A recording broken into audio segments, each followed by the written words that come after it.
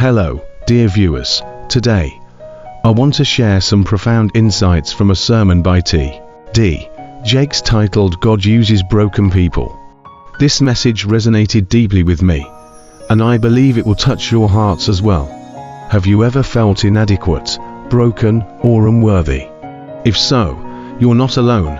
Many of us, including renowned preachers like T.D.Jakes, have felt the same way.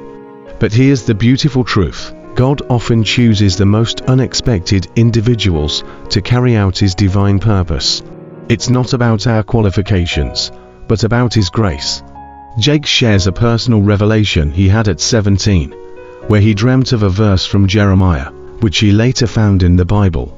This verse spoke of God's preordained purpose for him. Despite feeling unqualified and running away from this calling, God's purpose prevailed.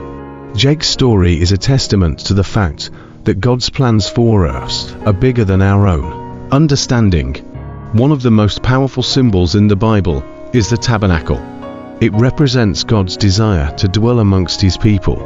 Jakes beautifully draws parallels between the tabernacle and Jesus Christ. Just as the tabernacle was a place where the divine met the mundane, Jesus is the embodiment of this union. He is the bridge between the celestial and the terrestrial, the divine and the human. But why does God choose broken individuals? Humility. When we acknowledge our inadequacies, we lean more into God's grace. We pray harder, seek deeper, and rely more on His strength. As Jakes puts it, beware of all the people who tell you they are enough. It's a sure sign that you're dealing with a fraud. The challenges of the world require divine intervention, and only those who have truly experienced God's grace can bring about this change. One of the most touching moments in the sermon is the depiction of the Last Supper. Jesus, in His physical form, serves the memorial body of Christ to His disciples. This act symbolizes the unity of the church, the body of Christ. It's a reminder that we, as believers, are all part of this divine body, and our unity is essential for the world to witness God's glory. The process of being taken, blessed, broken, and then given to the world is a journey each of us goes through. It's through our challenges and breaking points that we grow and multiply in God's grace.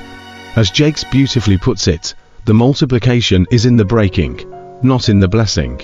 In conclusion, if you ever feel broken or inadequate, remember that God has a purpose for you.